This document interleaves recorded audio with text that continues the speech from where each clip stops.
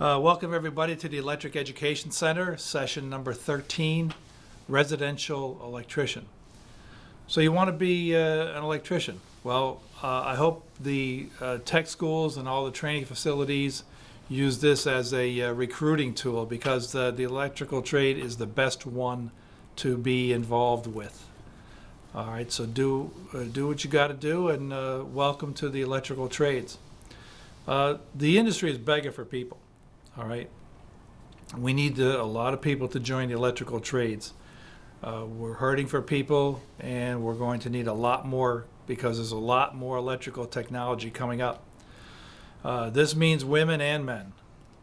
We don't just need one or the other. We need both women and men to join the trade. So you got to talk it up, recruit your friends, and get them involved. You can join possibly through the union, an IBEW, local union.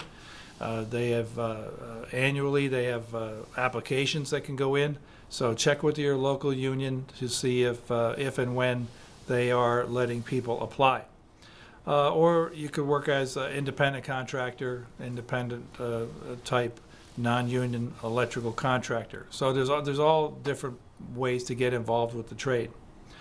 You could be a residential electrician, or a commercial electrician, or an industrial electrician, or you could be somebody who works strictly on the windmills. There's going to be a lot of wind power being installed now. You can be a solar photovoltaic, solar PV installation person. There's a lot of solar PV work going on. You could be a fire alarm installation specialist, people that only do fire alarm installs.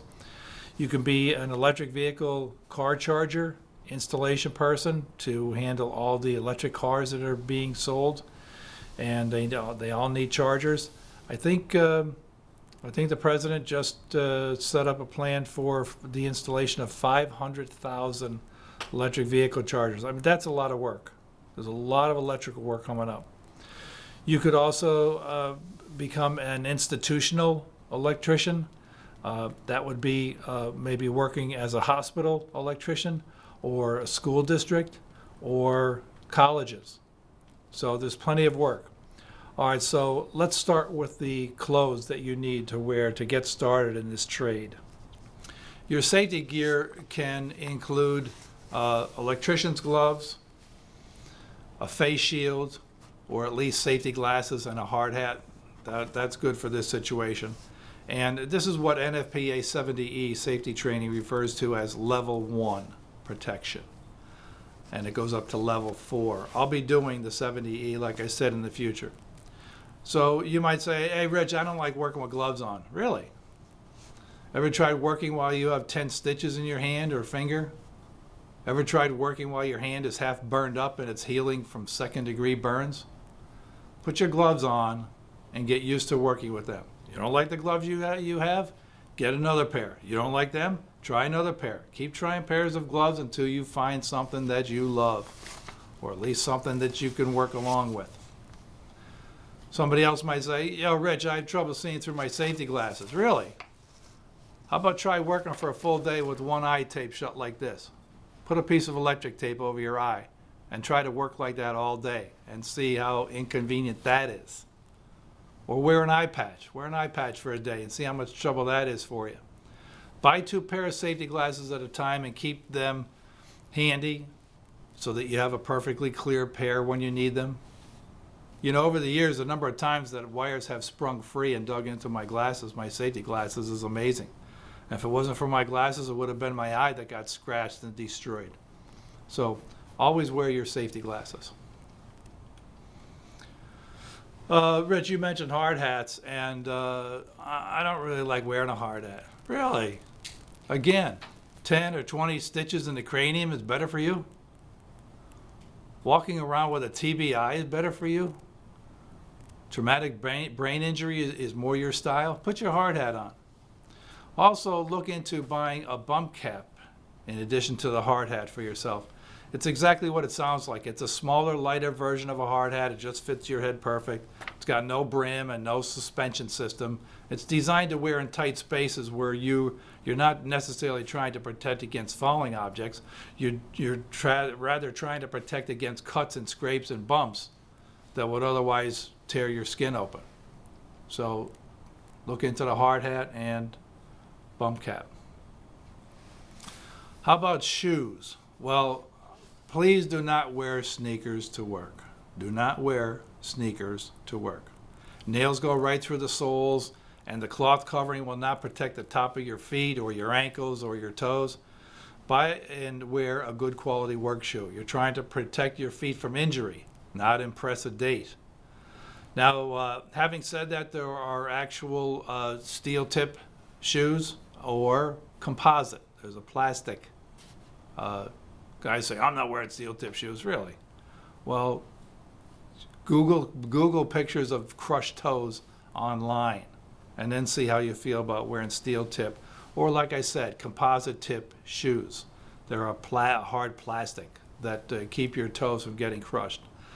And having said that, there are steel tip sneaker looking shoes. They make steel tip nurses shoes, okay? And for all the different trades, they make steel tip or composite tip shoes. So make sure you wear a good pair and protect your feet. All right, so now we got you dressed like a pro, and now you need tools in order to work like a pro. I actually know of a teen or two who did not enter one trade or another because they didn't know what tools to buy and didn't want to show up on the job without the right tools. They didn't want to be embarrassed. So the other thing is the cost of a good tool set is a little prohibitive when you're starting out. So I'm going to give you a basic starter list of tools, and then you could add other tools later as you find out that you need them. All right, the first thing we have is a flathead screwdriver. Most of these tools that I show you are Kleins, and this is a 6-inch blade. You'll need one of them for the larger screws. Then you need a 4-inch blade, again flathead. Then you need a 4-inch number 2 Phillips screwdriver. You know, I have 4 or 5 different size Phillips screwdrivers over the years, but to start, just something like this 4-inch Klein is a good start. And before I get off of screwdrivers, there's 2 other ones here. This screwdriver is a holding screwdriver. This is like something you would use in automotive, but I'm pretty sure this is Vaco is a automotive type tool.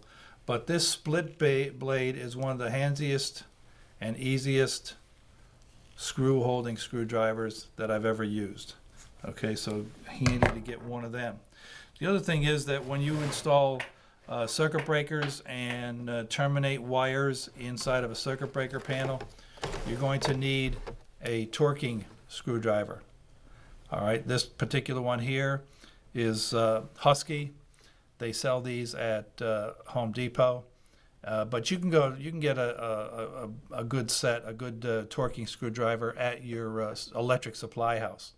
All right, this particular one goes from 0 to 40 pound-inches, and that would take you up to about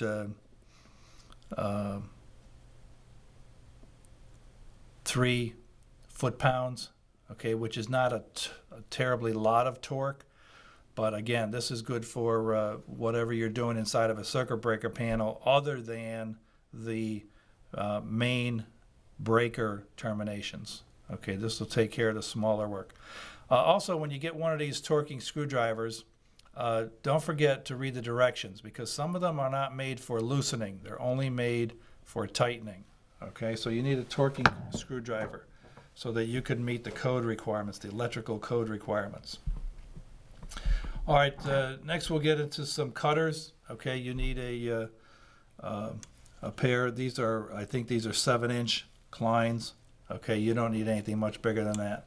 They have a little bit bigger, they got a little bit smaller, but you start off with just a pair of 7-inch diagonal cutters. All right. Then we have Linesman's pliers. Okay, they're good for a lot of different operations, and they're a good cutting tool. Again, these are probably 8-inch. Okay, and that's plenty good. I see guys using ones that are a lot bigger and other ones that might be a little bit smaller, but the 8-inch Kleins are good. Needle nose pliers for a multitude of different operations. All right, this is I think like a 5-inch pair, something like that, 5 or 6-inch Kleins. You need needle nose pliers. Then you need, this is model 1010, wire strippers. You want to do a professional job, you've got to use wire strippers. They have bolt cutters in here when the bolts are too long when you're installing somebody's luminaire, their light fixture on a wall. Okay, and you have your crimps in here for the different sizes. If you're crimping size 16 gauge to 10 gauge or 18 gauge to 22 gauge, all right, so there are different crimp levels there also. And there's strippers, and then there's some small plier action at the tip of these. So get yourself a good set of Klein wire strippers. Next thing we have is if you're doing a lot of residential work, you're going to be dealing with a lot of holes in sheetrock. All right, this particular one, this is a Cobalt drywall saw. They last a long time, and you're going to need one. Next, I have a Torpedo Level. All right, they're a little 9-inch type thing. You know, to be doing your work in a workmanlike manner, to me that means plumb, straight, and level. And you've got to use at least a 9-inch Torpedo Level to be able to do that. Next thing you're going to need for all different situations is a utility knife with the retractable blade. If you take out the screw, you have extra blades inside. All right, so you'll need a utility knife. If you're going to be doing a lot of residential work, all right, Klein also makes one of these strippers. Now, if you look online for these Romex strippers, you're going to find out that there's a different style it's a T fitting at the end of this instead of this U shape. But this U shape is what you want. It slides right onto the Romex, and you could strip the Romex and then peel it off nice and easy. All right, so get yourself a non-metallic sheath stripper, Romex stripper. Naturally, you're going to need this thing's been around the block a couple times. Klein tools, 25 foot, get at least a 1-inch wide blade so that you can make long measurements without this thing doubling over on you. Also, you need a set of channel locks, probably 2 when you're working on, especially with EMT connectors and things like that, and connectors for threadless connectors for rigid. Okay, don't forget a pair of channel locks. Then you're going to need something to carry all this in. All right, so get yourself a tool pouch. This particular one here is from Sears. Sears is closed a long time, and this pouch has got to be 30 years old at least. All right, so you find a nice spot for all your tools and keep everything in one place. So then when you go to work and you're working on some light switch or you're working on some receptacle, you have everything you need right at your fingertips. All right, shove it all in the tool pouch. This is a separate belt. You buy yourself a separate leather belt because, and they have the new cloth ones now these days, but you don't put this belt through the belt loops of your jeans. You're strapping the, as they say, you're strapping the tools on over your clothes. Safety equipment. before I get to the meters, don't forget what I said earlier. You're going to be using, almost any glove is going to give you enough insulation against 120 or 240 volts. All right, don't forget to get yourself a pair of safety glasses. They have these nice wraparound models. They nothing like this when I started in the trade, believe you me. If you could have seen what we had to wear, you'd know why people didn't like to wear them. But these are nice and comfortable, and they wrap around and give you good eye protection right around. All right, the next thing you have, when you're working, doing electric work, these things that you guys wear for camping and hiking, all right, these lights that strap on your head or strap onto your hat are very handy. So make sure that you get yourself a nice headlamp. The other thing here is going to go over some of your safety meters. All right, this is something I've used all along, all these years, and just referred to it as a Wiggy. I know that Fluke has a nice model, and other people have these meters also. This particular one here happens to be ideal. And when you put your leads into the meter, all right, it spaces it out perfectly, so that if you want to test a receptacle, all right, you're going into a hot and a neutral at the same time. Very handy way to, with one hand, test to see if this receptacle is energized. Okay, now on your newer receptacles, all right, your newer receptacles are, don't forget, I think it was in session 5 or 6 we covered receptacles, and they have this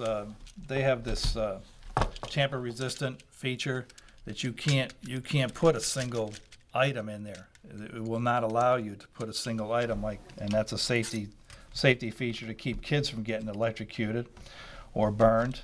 And so we have our proximity tester here.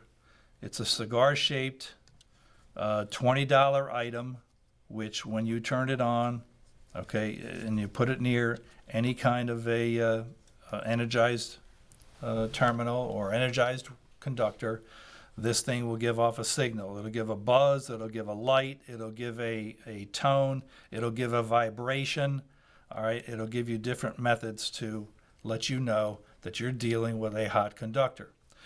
So if we try to use this on the receptacle, we can't get it in the slot, neither slot by itself, and you're not going to be able to read. You could read a hot conductor like you would have coming out of this MC cable, for example. So if you put this near an energized conductor, this thing would buzz and light and vibrate and all that. Okay, that's that. Keep in mind that these proximity testers will not read through the sheathing, through this metallic sheathing. The metallic sheathing squashes the signal and takes it to ground and doesn't let this proximity tester sense it. This is only good if you're reading, again, right on the conductor. And like I said, I'll be covering these testers in the future and give you a better explanation of them. But you need a proximity tester. $20 to save your life is well worth it. I can tell you stories about guys that have died because they didn't have a proximity tester. And before you know it, they get hung up in a circuit, and they can't let go because they're hung up on 277. And it grabs hold of them, and they're dead for lack of a $20 tester. Don't let that be you. All right, so here's a fancy tester that Greenlee came out with. All right, and again, this will do lights and buzzers and tell you when it's an energized circuit and all that. But you'll see on here that it's marked hot and neutral. And this is the type that you could put into the tamper-resistant receptacles. It will work because when you put in 2 items at the same time, it opens the trap door, and then we could read here. All right, so that's a, I wish I had invented it, but I didn't. Greenlee voltage detection TR-12A. All right, pretty handy item.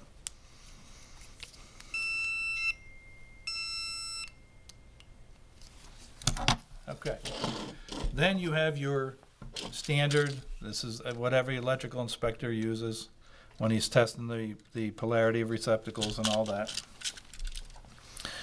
This tester here, GFI, it's got the Gfi Test button, so you can test GFIs.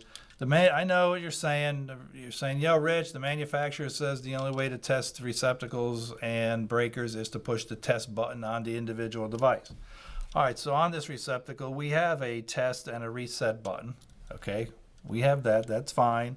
And we have a little light that tells us here if this went out on, this is a particular GFCI and AFCI, and it'll tell you which type of fault it went out on. It'll light the light.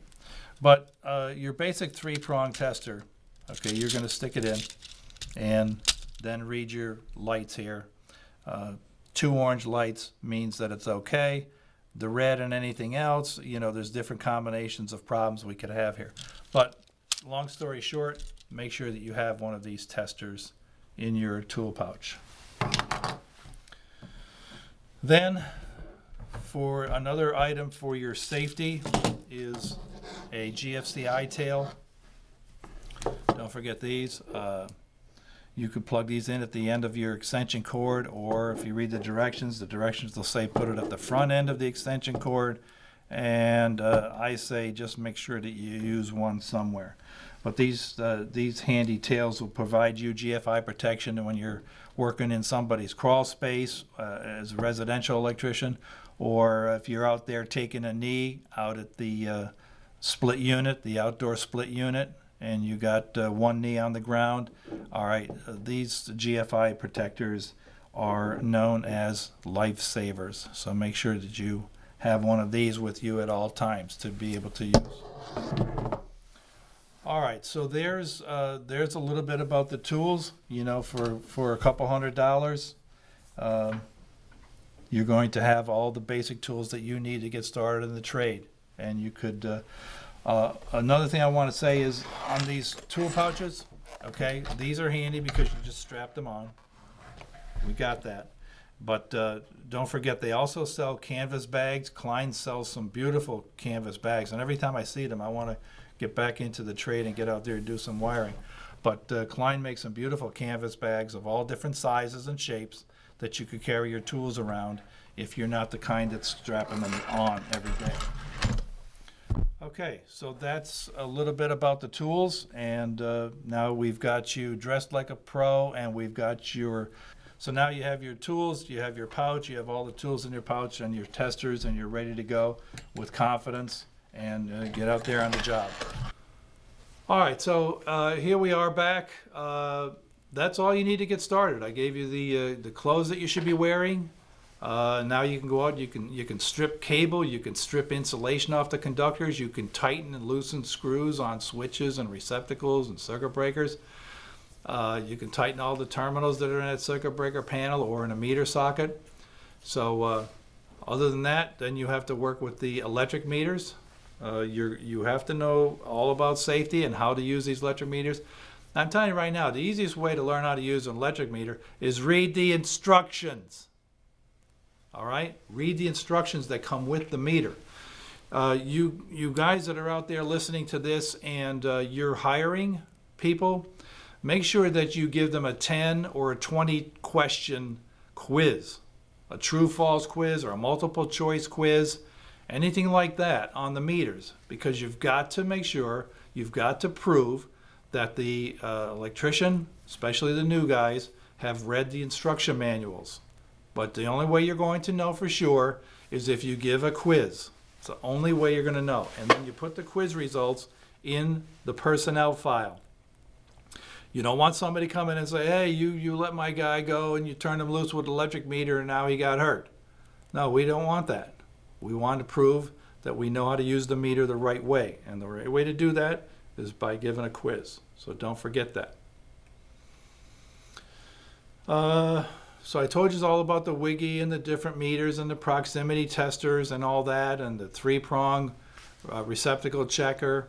And there's other meters that you're going to be picking up in the future. Tension tester meter. You'll be using meggers to test insulation levels, measure insulation levels. You'll be using circuit tracers that different manufacturers make, so that it'll help you determine which circuit breaker it is that controls such and such a receptacle or such and such a lighting circuit. So, but the ones I showed you are the ones I've used over my whole career. Get proficient with these and whatever meters you might take and use, and take some pride in your ability to interpret the results of these readings that you take. Get good with the tools of your trade. Another thing you're going to add as you go along is, I have one sitting over here, is Milwaukee makes a nice, well-designed, well-built toolbox and containers that could be wheeled around from your truck and onto the job site. You're going to add other things to your collection: battery-operated tools, nut driver sets, hammer drills with the ground rod driver fitting, adjustable wrenches, square drive sets, Torx drive sets, that's Torx, Torx drive sets, socket and drive set, sawzalls, fish tape. When you get a fish tape, 25 foot is fine to start with. You might get longer ones, 50 foot, 75 foot, 100 foot later on, but 25 foot fish tape is fine to start with. You'll be picking up conduit benders if you're going to be doing some conduit work in the future, but like I said, you could pick them up all later. Let's look at some other equipment. Let's start with the ladders you use, because falls are the leading cause of death on the job every day in the United States. Falls is the leading cause of death on the job every day in the United States. Electricians and electrical professionals must use non-conductive fiberglass ladders. Do not use aluminum ladders. Remember I said do not wear sneakers? Now I'm saying do not use aluminum ladders. Not good for an electrician. What you want to buy is the fiberglass, and there's a rating and a weight limit to the most basic ladder, which is your A-frame step ladder. Your 6-foot basic A-frame. If you look on the side of the ladder, excuse me, the ratings are there, and keep in mind that when a ladder is rated light duty, they mean light duty. That's not you. If you have a ladder that's rated medium duty, that's not you either. All right, the one I use, you have to have something stronger. The one I use, I weigh 200 pounds, usually. With the pandemic, I'm up to 208. My step ladder is a Type 1A extra heavy duty. It's rated for 300 pounds. It's light enough to carry without banging into the customer's walls, because it's hard to handle or anything. So it will not do that. It's light enough to carry. And then it's strong enough to give you a good sense of confidence when you're standing on it and working on it. Extension ladders. These are the 2-part sliding ladders. You have to go up on the outside of a house maybe to tie in the service drop for the electric service. These too should be fiberglass. You know, every year in the newspaper there's reports of siding contractors and house painters that paint the outside of the house, and they die in the job due to electrocution. And the incidents all involve using aluminum ladders, which when they're being moved or carried, they come in contact with the overhead energized electric utility lines, and this brings the electric power right down through the ladder and right through the worker and then into the dirt. And then the worker is dead. It happens every year, and more workers will be killed that way this year as well. This year's no different than the years in past. Well, Rich, why don't you do something about it? I'm trying, dude. I just told you. And you should tell everybody you know. Do not use aluminum ladders around electricity. Not a good idea. You know, I cringe when I see an electrical contractor with even, like, he'll have five fiberglass ladders on his roof racks, and then one aluminum one, and I say, why?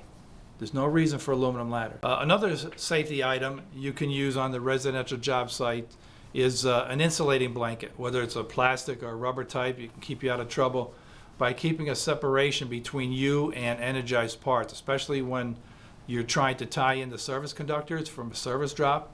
Or another instance is when you're taking a knee while you're working on an outdoor unit of a split system, for example, for a heat pump, or working on energized circuits outside, like maybe at a light pole or something like that, and you're working outside. The insulating blankets, okay, are this. All right, this is a 3 foot by 3 foot piece of insulating blanket. This particular one is max 1,000 volts AC. They'll have different colors. And this will keep you separated from anything that's energized, and it'll keep anything that's energized separated from you. All right, this particular blanket, okay, you can purchase, where I purchase all my electrical safety equipment, is from Burlington Safety Laboratory. Burlington Safety Laboratory is located in Burlington, New Jersey, and they have, you can look online. They have a good catalog of all different kind of safety equipment. You know, your electrically rated gloves, your electrician gloves, and the insulating blankets, and footwear, and all kinds of safety equipment there. Burlington Safety Laboratory, Burlington, New Jersey. How about your vehicle? Okay, you're going to see F-150s from Ford. You're going to see Chevy, Dodge, Rams, and now you're going to see all electric work vehicles. All right, now is the time to purchase an electric vehicle to get around. It's definite future for the work vehicles, and the government is giving good rebates now. So make sure you check out electric work vehicles. So there you have it. All right, that's the coverage of the basic clothes and the tools you needed to get started in the trade. There's going to be some future sessions from me covering the proper use of the voltmeters, like I said, and other safety equipment. And we'll talk about NFPA 70E, and we'll talk about OSHA 10 safety training as well. That's it for now. Van Wert out.